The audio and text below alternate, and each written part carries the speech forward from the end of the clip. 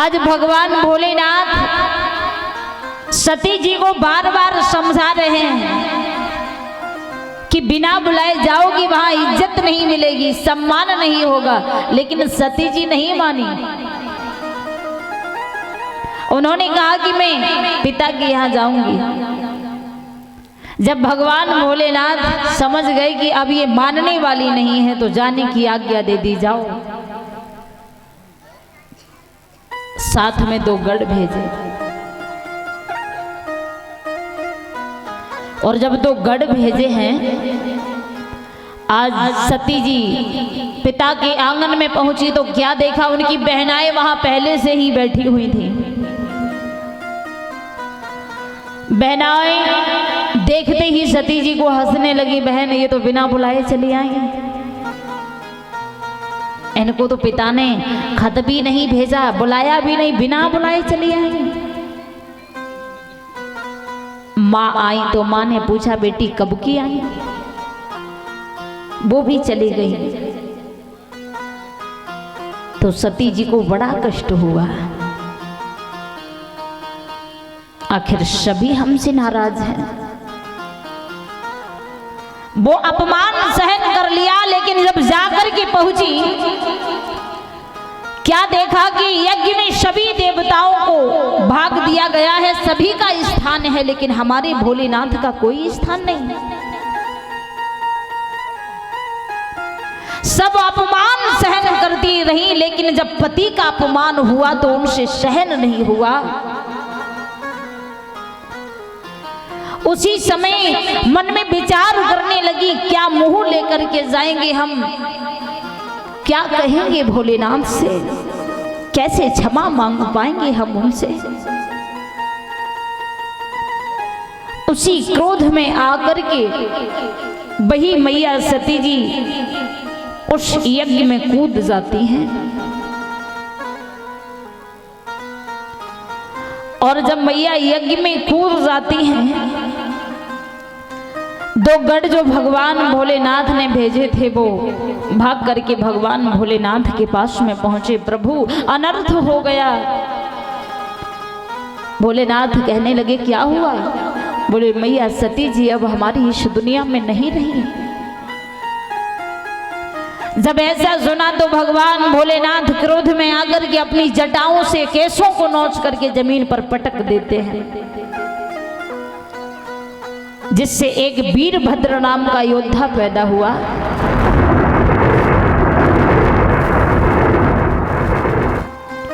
भगवान ने उसे आदेश दिया, जाओ दक्ष प्रजापति के यज्ञ को भंग कर डालो, क्योंकि उस यज्ञ में हमारी सती की जान गई है। उस वीरभद्र ने जाकर के उस यज्ञ को भंग कर डाला, दक्ष प्रजापति के धड़ से शीश को अलग कर डाला। ऐसा देख करके सभी देवता यज्ञ को छोड़ करके भाग जाते हैं। इधर भगवान भोलेनाथ सती जी के जले हुए अंग को गोद में लेकर के तीनों लोकों में भ्रमण करने लगे। ऐसा ही नहीं, भगवान भोलेनाथ माता सती जी का अंग लेकर के गोद में तांडव कर रहे हैं। उसी समय रावण ने इस शिव तांडव को लिखा था, उसी समय इस शिव तांडव की रचना की थी। ऐसा अलौकिक प्रेम देख करके सभी देवता भयभीत हो उठे। भगवान ब्रह्मा जी आए हैं, वही चक्र सुदर्शनधारी विष्णु भगवान आए हैं। उस अलौकिक प्रेम को देख रहे हैं। देवता विनती करने लगे, प्रभु यदि तीनों लोकों के स्वामी को इस तरह से क्रोध रहेगा तो सृष्टि का विनाश हो जाएगा, इसलिए कुछ तो कीजिए। उसी समय विष्णु भगवान ने अपने चक्र को छोड़ा। वह वह चक्र जैसे ही सती जी के अंग में लगता है, अंग कट करके गिर जाता है। जहां जहां वहां सती जी का अंग कट कट करके गिरा है, वहां शक्तिपीठ स्थान बने हैं। उन स्थानों को आज भी पूजा जाता है। प्रमाण ये मिलता है कि माता सती जी का अंग 51 भागों में विभाजित हुआ है।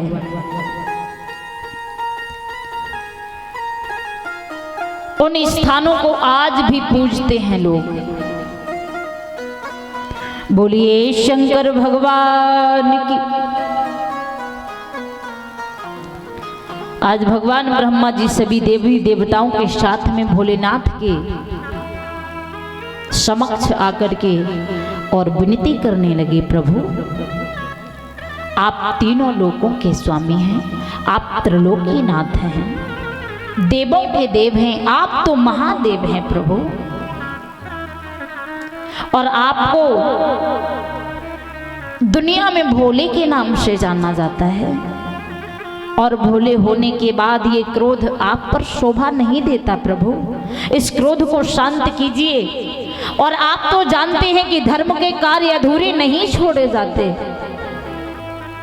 इसलिए दक्ष प्रजापति के यज्ञ को संपूर्ण कराइए। देवी देवताओं की विनती को स्वीकार किया, क्रोध शांत करके प्रभु कहते हैं कि उस दक्ष प्रजापति को हम फिर से वैसा ही जीवन दान नहीं कर सकते, क्योंकि वो बड़ा अभिमानी है। इसलिए उस दक्ष प्रजापति के धड़ में बकरे का शीश जुड़वाओ, क्योंकि घमंड का प्रतीक होता है बकरा, जो बात बात पर मैं करता है। घमंड का प्रतीक होता है बकरा, इसलिए दक्ष प्रजापति के धड़ में बकरे का शीश जुड़वाया जाए। ऐसा ही किया गया और दक्ष प्रजापति के यज्ञ को संपूर्ण करवाया गया है। इधर भगवान भोलेनाथ फिर से समाधि लगा करके कैलाश पर्वत पर बैठ जाते हैं। बोलिए शंकर भगवान की। अब सभी भक्त एक भजन बोलेंगे।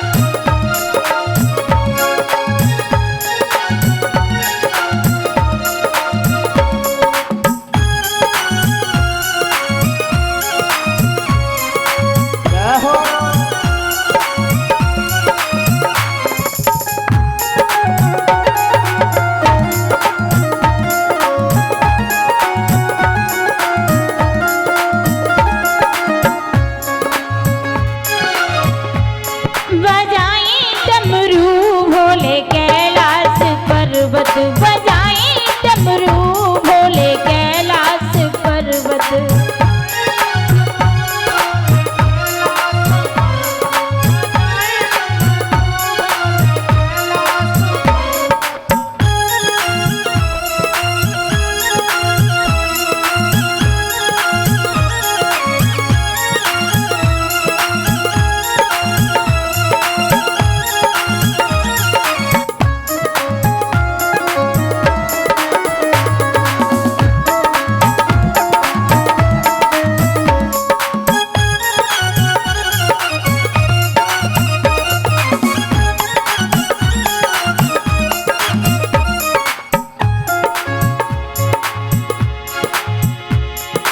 विष्णु जी नाचे और ब्रह्मा जी नाचे,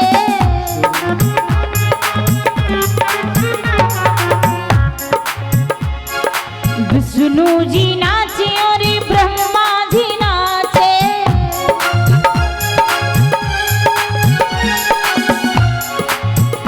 और नंदी नचे भोले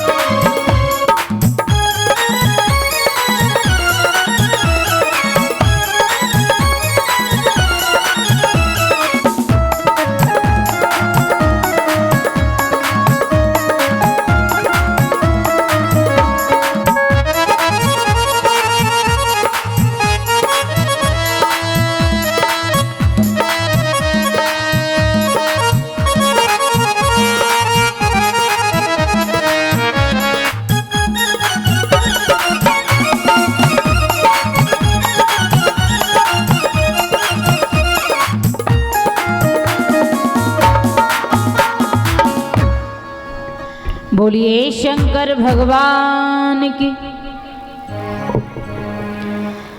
आज महाराज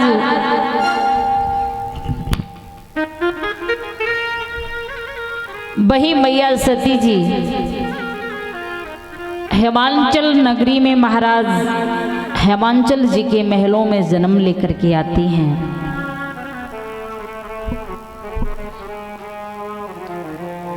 महाराज हेमांचल जी की पत्नी मैना जो थी,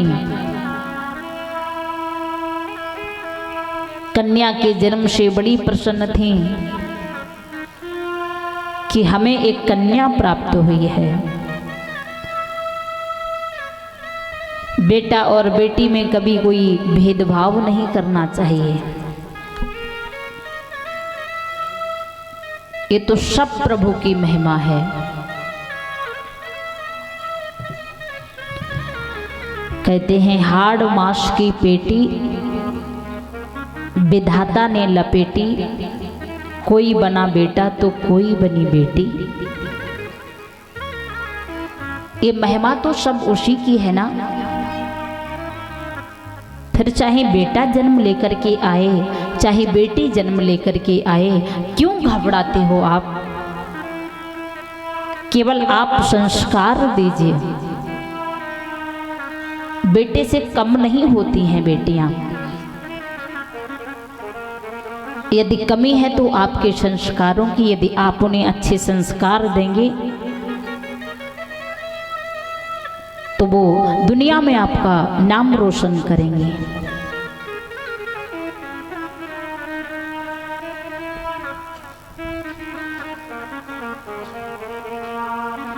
और वो कहीं दूर की नहीं है, झांसी की रानी लक्ष्मीबाई आपके यहाँ की थी ना। क्या वो बेटी नहीं थी? अरे झांसी का नाम सुनकर के हम तो बड़े प्रसन्न हुआ करते थे। कितना महान है वो देश, कितना महान है वो क्षेत्र, जहां पर ऐसी बेटियां जन्म लेती हैं।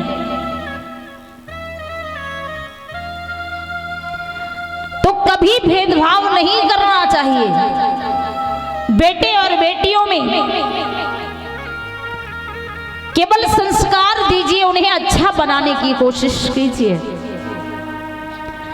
कहते हैं कि गुण ना हो तो रूप व्यर्थ है, उपयोग न हो तो धन व्यर्थ है, और विनम्रता ना हो तो ज्ञान व्यर्थ है। उन्हें संस्कार दीजिए। चतुराई और चालाकी ये दुनिया सिखा देगी, ये आपको सिखाने की जरूरत नहीं पड़ेगी। क्योंकि संसार में आज के समय में यही चल रहा है। हर कोई अपने फायदे देख रहा है। कहते हैं आज के समय में ना किसी को कायदे पसंद हैं और ना वायदे। यदि पसंद हैं तो केवल फायदे। हमेशा लोगों की नजर फायदे की तरफ रहती है कि वहां जाने से हमें कोई फायदा मिल रहा है कि नहीं, तो जाएंगे। इसलिए अच्छे संस्कार दीजिए।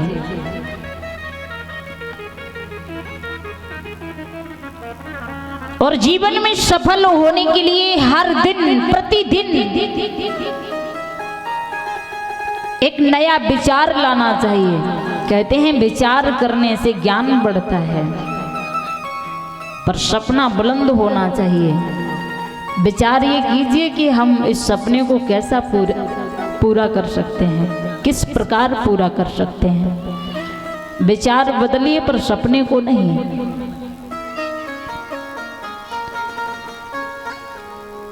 कहते हैं लाख करे पतझड़ कोशिश, पर उपवन नहीं मरा करता। कुछ सपनों के मर जाने से हमारा जीवन नहीं मरा करता। सीखिए उन वृक्षों से, वो हमेशा पत्ते बदलते हैं, जड़ों को नहीं बदलते। यदि कोई सपना जीवन में पूरा नहीं हो रहा है तो रास्ते बदलिए। उस सपने को पूरा करने के लिए कई रास्ते बदलिए, लेकिन कभी अपना सपना मत बदलिए।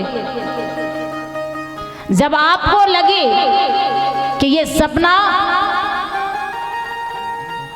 हमारे लिए संभव नहीं है तो फिर आप उसको त्याग दीजिए, लग जाइए अपनी मेहनत में। माता पिता का नाम रोशन करिए, अपना नाम रोशन करिए, यही जीवन है। और साथ ही साथ भक्ति करते रहिए, राधे राधे रटते रहिए। जीवन में कभी भी कोई कष्ट आए ना तो राम राम और राधे राधे का जाप करते रहिए। हमारे मन में शांति अपने आप हो जाएगी। आज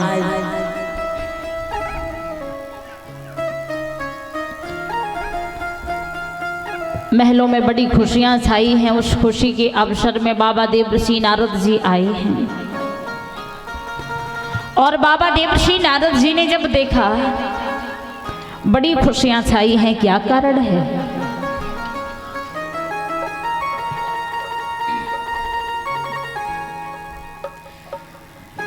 उसी समय जब दरबार में पहुंचे हैं तो महाराज हेमांचल जी ने बाबा देवर्षि नारद जी को बड़े सम्मान से बिठाया है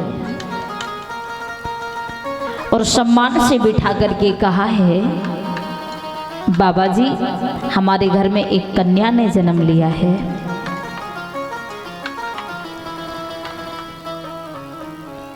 आप हमारी बेटी की हस्तरेखा देखिए और बताइए उसे कैसा घर और कैसा वर मिलेगा। कन्या को गोद लिया। कन्या को गोद लेते ही समझ जाते हैं कि ये कोई साधारण कन्या नहीं, साक्षात देवी है। बोले आपके घर एक देवी जन्म लेकर के आई है, क्या प्रभु की महिमा है। और इनका नाम गिरजा है। भगवान भोलेनाथ के साथ विवाह होगा। ये सुनकर के महाराज हेमांचल जी बड़े प्रसन्न हुए कि हमारे घर हमारे दामाद बनकर के भगवान भोलेनाथ आएंगे तो हम तो धन्य हो जाएंगे, हमारा ये जीवन पवित्र हो जाएगा।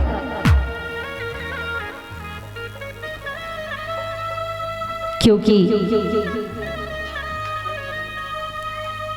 भगवान वहीं जाते हैं जहां पर प्रेम होता है और जहां पर प्रभु के भक्त होते हैं।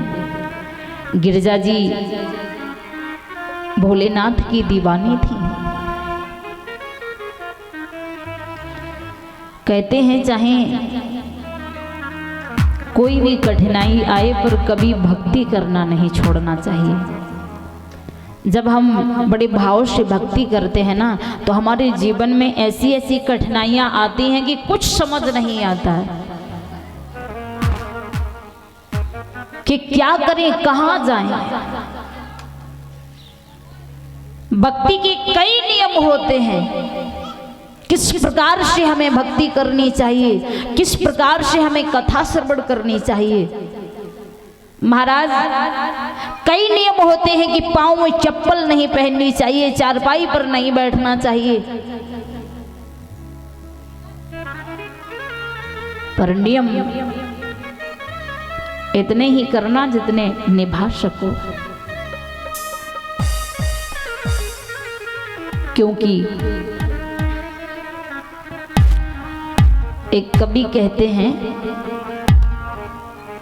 कि भक्ति में केवल उतना ही मन लगाना कि ये मन प्रभु की शरणों में लगा रहे। इतना मन भी मत लगा लेना कि कभी मन ही ना लगे। क्योंकि महाराज ये समाज है, हम सामाजिक जीवन जी रहे हैं और सबसे बड़ा आश्रम यदि बताया है चाणक्य जी ने तो गृहस्थ आश्रम बताया है। गृहस्थ जीवन जीते जी हम भगवान की भक्ति कर रहे हैं, ये बहुत बड़ी बात है हमारे आपके लिए।